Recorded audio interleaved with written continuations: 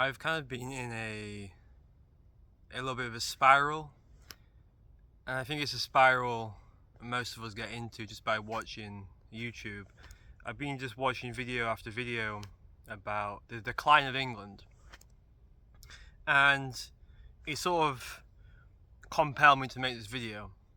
And I want to say that all the issues touched on in the videos I second, and this isn't a video of me disagreeing. I will say that there are so many issues within England, it would be hard for everybody to get on the same page. I will say that. So sometimes a truth rises and it's not the truth we need now, or it's a truth we can't do anything about individually or even as a collective. So a lot of the issues what are touched on in England, I also feel, and this is something that's not really being addressed, are issues what are happening all over the world. There seems to be a lot of talk about the cost of living crisis, and I have been to some countries where they make food naturally from the land and it's very cheap, and I've been to some countries where just the actual produce and if you go into a supermarket, the food is extremely cheap compared to our prices. You can get a lot more for your money. I went to Kyrgyzstan, and you can, for £10 of British sterling, you can get so much food, so much. So there's all these problems what are happening, which again I'm not disagreeing with, and I'm gonna be the last person on YouTube, on the internet, making a video defending this country, because I have been less successful because of this country. I have seen people with high paid jobs go to food banks because they can't, and that's not me just making some, I mean, granted I've only seen one person do this, it's a rare example, but the point of it is I've seen somebody in a position of being a doctor having to go to a food bank, and I find that quite extraordinary. I agree with what the video is saying, you can't get rich in this country. If you try and go up, they'll drag you down. There is this, I don't know what we call it, just a wave of anxiety, a wave of mental health. And I don't even like using the word mental health because it's bandied about so much now. There are so many issues, and there are issues what I myself have dealt with, and there are issues what I've taken time off my life. But one of the things what I was thinking about as I was coming to sort of make this video is we still have to enjoy life. Now, the people who are predicting doomsday, the people who are predicting the downfall's already happened, are not wrong. And tomorrow might be harder. We might have a decade of bad luck. We might have a decade of success. But one thing is for sure is our time is very finite on this planet. Yesterday, I was finishing college. Yesterday, I had my first romance. Yesterday, I drove a car for the first time. And all those memories, they exist as memories, but all those moments are no more. The people what were part of them might not even remember, or they weren't important to them, and they're gone. And a decade's gone on top of it, and they don't exist anymore. How the world used to be 10 years ago, do you remember all the problems we used to talk about? When I was a kid, the problems we used to talk about were so different. You almost felt you could get away with so much more. So this is how you can see this information rises and people start becoming unhappy because they're noticing this pattern in their life that things aren't as good as they used to be. Things have gotten worse. But we have to look at history as a whole. And we have to understand that history is, if you look at it in this way, is sort of a branch of different systems and societies. Some of the societies work, some of the societies don't. Some of our ideas work, some things get better, some things get worse. With so many people and so many collectives all carving away at the statue we're creating, this icon we're creating, which is life, is going to be wrong.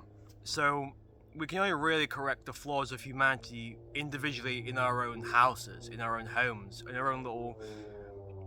For example, I have a little library now which I've sort of put together over 2 years, and I've made sure that it's got books about everything in there. It's got obscure books, it's got mainstream books, because that's my little slice, and I wanted to put the world I grown up in right, because I grew up in with libraries what just printed one book that just catered to one market, and I thought if I ever came into a place where I could create my own little den, my own little library, my own little slice of paradise, I would make sure that there's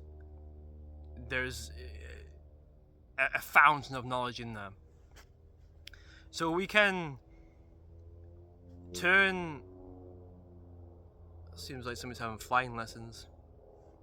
We can turn the pain and the anguish, and we can start looking at our own lives, and we can start creating memories for ourselves, and we can start trying to enjoy life. I know that's easier said than done, because it's like the people who are suggesting if you don't like England, leave. A lot of people can't do that. I'm one of the people that love spending time outside of England.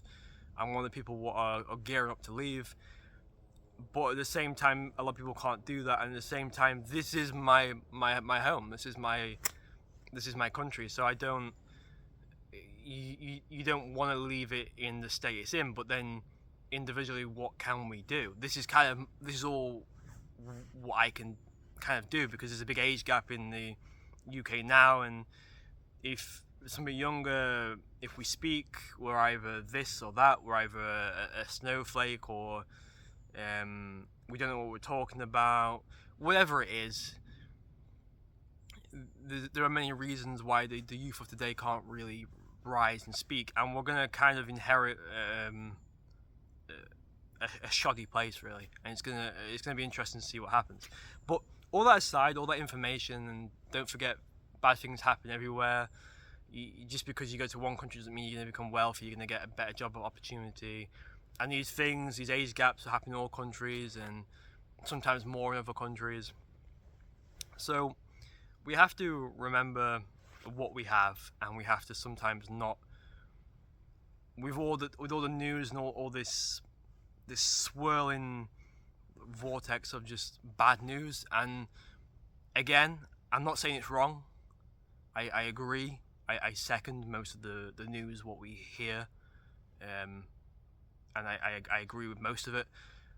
But it doesn't stop the fact we have to live life, and we have to create memories, and we have to enjoy ourselves, because tomorrow, like I'm saying, tomorrow we're going to be older, and the history's not going to wait for us, and there's always going to be bad news.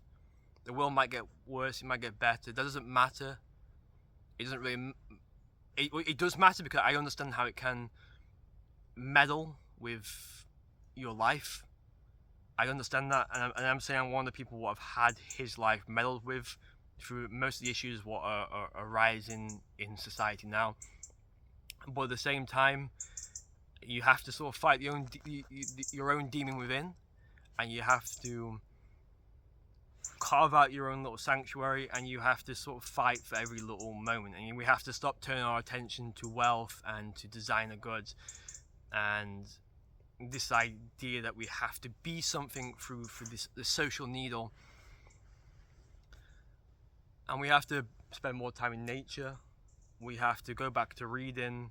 We have to enjoy time with people. That's one thing I don't see as much. We have to enjoy people's time. Don't take people's time for granted. Create these great memories together. Try new things. Try new food. Try and expand our horizons. And try not to let the world turn us into this villain-like figure, where we're all just ranting and raving, and we're all just unhappy, and we're delivering bad news to one another. We have to try to not let that happen, and we have to try and enjoy the life we're going to live, because we can't really do too much individually about what is happening. And this is not a video saying we should stop talking about this stuff, because we have to talk about this stuff for people to be aware of it. So I'm just saying, when you put down your phone and when you're feeling the anxiety, come out into places like this more, and just try and ground yourself and try and center yourself, and just remember time is very finite. Our time is very finite here. That's not discounting if you believe in afterlife or anything like that, but the point of it is our time here is finite, and we have to treasure it. I think that's important.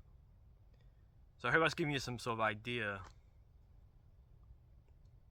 that, you know, I'm taking this sort of from my grandparents' generation. My grandparents' generation went through a lot, and they sort of built the world we live in today, quite literally, and they found enjoyment and they found solace within the difficult times. You know, they didn't have much money, but they listened to music and danced together. They had little parties, and they made sure that they made the hard work fun. And that's another thing we're not seeing now in these sort of jobs and management positions, that people are just going to work unhappy. We're not making the work fun. Okay, it's a lovely autumn day today. As you see, we've got quite a lot of sun. We're kind of getting more sun in this autumn than we have all summer. It's a little warm with this jacket on, I'm not going to lie, but it was a little cold when I came out.